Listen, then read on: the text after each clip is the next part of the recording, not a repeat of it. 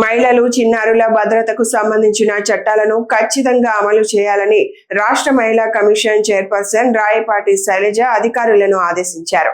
జిల్లా కలెక్టర్ కార్యాలయంలోని శంకరన్ హాల్లో పోక్సో చట్టం 2013 అమలుపై ఐసిడిఎస్ అధికారులు విద్యార్థులతో సమీక్షా సమావేశం నిర్వహించారు. ఈ సమావేశంలో జిల్లా అధికారులు, ప్రభుత్వ ప్రైవేట్ ఆసుపత్రుల ప్రతినిధులు, విద్యా సంస్థలు, స్వచ్ఛంద సంస్థలు, పరిశ్రమల ప్రతినిధులతో కలిసి మహిళలపై లైంగిక వేధింపులు, దాడుల నివారణకు తీసుకోవాల్సిన చర్యలపై సమీక్షించారు.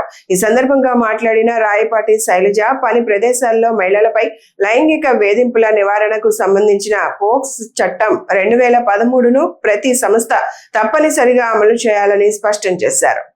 లేకపోతే ఎడ్యుకేషనల్ ఇన్స్టిట్యూషన్స్, చదువుకునే సంస్థల్లో కూడా లైంగిక వేధింపులు అనేవి కొంచెం ఎక్కువగా కంప్లైంట్స్ వస్తున్నాయి కాబట్టి వాటి మీద మేము మొదటి నుంచి కూడా అంటే ఎక్కువ ఫోకస్ పెట్టి ప్రతి జిల్లాలో కూడా రివ్యూ మీటింగ్స్ పెడుతున్నాం. రివ్యూ మీటింగ్స్లో ఏంటంటే అవేర్నెస్, అసలు పాష్ అంటే ఏంటి, అలాగే ఐసీస్ ఫామ్ చేశారా లేదా, అలాగే ఈ ఐసీ మెంబర్స్ ఎవరైతే ఉన్నారో వాళ్ళకి ట్రైనింగ్ అయినాయా లేదా, ఇవన్నీ కూడా వెరిఫై చేసుకుంటూ, అలాగే షీ బాక్స్ పోర్టల్ గురించి ఎక్కడైతే కంపెనీస్ రిజిస్టర్ చేసుకోవటం కానివ్వండి, అలాగే ఎవరికైనా ఒక ఇష్యూ వస్తే షీ బాక్స్లో రిజిస్ట్రేషన్ చేయటం, ఇవన్నీ కూడా మేము వెళ్ళిన ప్రతి చోట చూసాం. ఎందుకంటే 13 ఏళ్ళు అయింది పాష్ యాక్ట్ అనేది వచ్చి, కానీ ఎక్కడా కూడా దీని ఇంప్లిమెంటేషన్ అనేది సరిగ్గా జరగట్లేదు. మెయిన్ థింగ్ పాష్ యాక్ట్లో మెయిన్ థింగ్ ఏదైతే ఉందో ఇంటర్నల్ కంప్లైంట్స్ కమిటీ కానివ్వండి, ఇంటర్నల్ కమిటీ అనేది ఎక్కడా కూడా ఫామ్ చేయట్లేదు.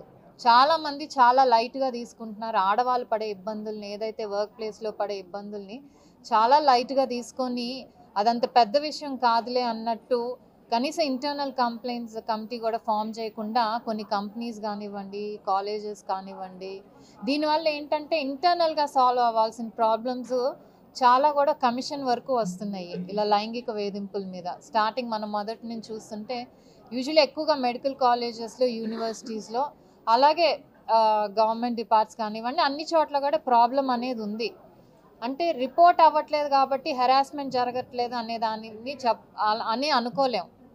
మాకు న్యాయం జరుగుతుందో లేదో అని చాలామంది కూడా ఈ కంప్లైంట్ ఇవ్వడానికి ముందుకు రావట్లేదు. కాబట్టి మేము ఇలా రివ్యూ మీటింగ్స్ పెట్టి ప్రతి హెచ్ఓడి కూడా వాళ్ళు రెస్పాన్సిబిలిటీ తీసుకోవాలి, వాళ్ళ డిపార్ట్మెంట్కి తీసుకొని వాళ్ళ డిపార్ట్మెంట్లో ఏమైనా ఉంటే వాళ్ళు న్యాయం చేస్తే డెఫినెట్లీ ఇంకా చాలామంది కూడా ముందుకు వచ్చి చెప్తూ ఉంటారు. ఇంకొకటి మేమేం చెప్పదలుచుకుంటున్నాం అంటే, మాకు చాలామంది రాస్తున్నారు ఇలా జరుగుతుంది, మాకు సెక్షువల్ హెరాస్మెంట్ జరుగుతుంది కాలేజ్లో అని, కానీ కాంటాక్ట్ నెంబర్స్ కానీ ఏమీ ఇవ్వట్లేదు. దానికి ఏంటంటే మేము చాలా ఎఫర్ట్ పెట్టాల్సి వస్తుంది.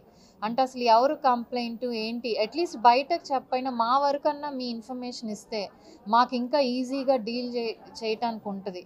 ఒకే ఇలా తిరుపతి నుంచి కంప్లైంట్ వస్తే ఆల్ ది వే తిరుపతి వెళ్తే చాలామంది భయంతో కూడా మేము వెళ్ళినా కూడా చెప్పట్లేదు. సో మేము ఇచ్చే అష్యూరెన్స్ ఒక్కటే, మీకేమన్నా ప్రాబ్లం ఉంటే మాతో చెప్పండి, తప్పకుండా న్యాయం జరిగేటట్టు చూస్తాము.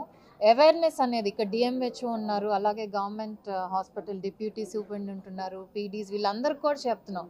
అవేర్నెస్ అనేది క్రియేట్ చేయాలి. ప్రతి కంపెనీని కూడా లయబుల్గా పెట్టాలి వాళ్ళు కనుక ఐసీస్ ఫామ్ చేయకపోతే, లేకపోతే డిస్ప్లే చేయకపోతే కనుక. ఎందుకంటే మనం పుష్ చేస్తేనే వాళ్ళు చేస్తారు. అల్టిమేట్లీ అదేంటి సిస్టమ్ డ్రివెన్గా అయిపోతుంది తప్పితే ఎవరో మేము వచ్చి చెప్తే అలా ఒక పర్సన్ వల్ల అది నడవకూడదు. ఏది కూడా సిస్టమ్ డ్రివెన్ అవ్వాలి.